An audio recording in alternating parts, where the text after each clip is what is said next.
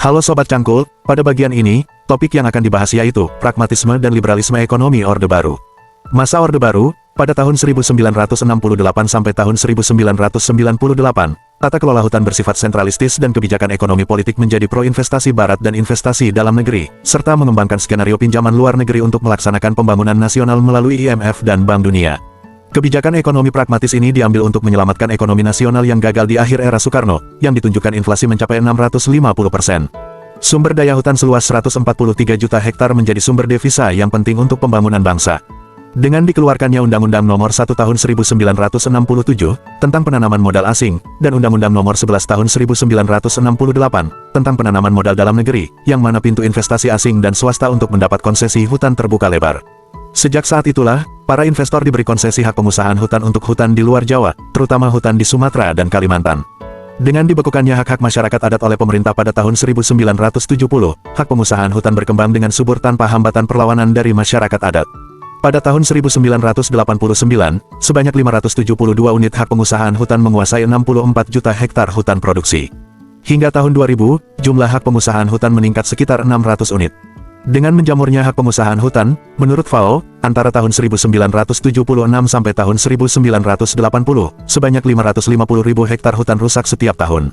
Sejak tahun 1980 sampai tahun 1997, laju deforestasi kian meningkatkan hingga mencapai 1,7 juta hektar per tahun. Pada tahun 1970, sektor kehutanan melalui pemberian hak pengusahaan hutan, menyumbangkan devisa kedua terbesar, setelah sektor minyak bumi. Pada tahun 1974, pendapatan devisa asing meningkat menjadi 564 juta dolar Amerika Serikat, dibandingkan dengan tahun 1968 yang hanya 6 juta dolar. Di penghujung tahun 1968, Indonesia menjadi produsen kayu log utama, lebih besar dari seluruh negara Afrika dan Amerika Latin, yang menyumbangkan devisa 2,1 miliar dolar atau sekitar 40% saham dari pasar log global. Pada tahun 1985, ekspor log dilarang pemerintah karena pemerintah ingin membuat kebijakan untuk mengintegrasikan pemanfaatan sumber daya hutan dari hulu hingga hilir dengan membangun plywood. Dengan kebijakan ini, pemerintah memperoleh devisa 50 miliar dolar selama periode tahun 1983 sampai tahun 1997. Karena kebijakan plywood berhasil, pemerintah merencanakan untuk mendirikan industri pul dan kertas. Konsekuensi dari kebijakan ini adalah, pemerintah mempromosikan hutan tanaman industri. Pada akhir tahun 1980 hingga menjelang tahun 2000, pemerintah berencana membuka lahan untuk dijadikan hutan tanaman industri seluas 1,5 sampai 6 juta hektar. Namun, hingga tahun 1998 hanya 2,4 juta hektar hutan tanaman industri yang dibuka.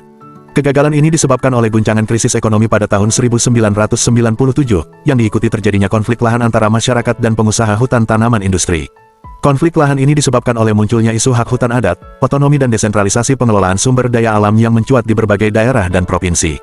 Pada era Orde Baru, Indonesia kehilangan hutan seluas 40 juta hektar, karena dikonversi untuk lahan kelapa sawit, areal transmigrasi, konsesi hak pengusahaan hutan dan hutan tanaman industri, ekspansi pertanian 1 juta hektar sawah di Kalimantan Tengah, dan praktik illegal logging.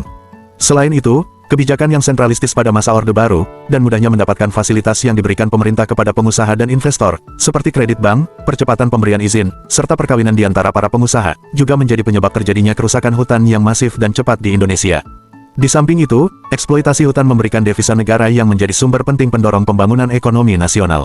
Namun, keuntungan finansial dari sektor kehutanan dinikmati oleh elit militer, penguasa dan politisi. Kebijakan ekonomi politik Orde Baru dalam hal mengelola hutan, dapat mendorong pertumbuhan ekonomi nasional yang signifikan.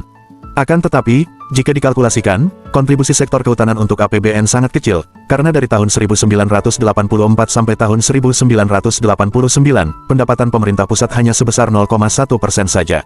Rendahnya pemasukan dari sektor kehutanan, disebabkan oleh rendahnya rente ekonomi atau pajak yang dikumpulkan pemerintah dari iuran lisensi, pajak PBB, royalti dan reboisasi.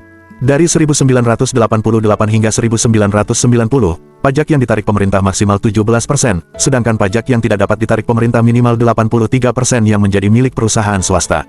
Dari tahun 1994 sampai tahun 1999, kontribusi sektor kehutanan terhadap total ekspor nasional berkisar antara 13,39 sampai 16,73%. Jika dilihat dari pendapatan ekspor, sumbangan dari sektor kehutanan cukup besar.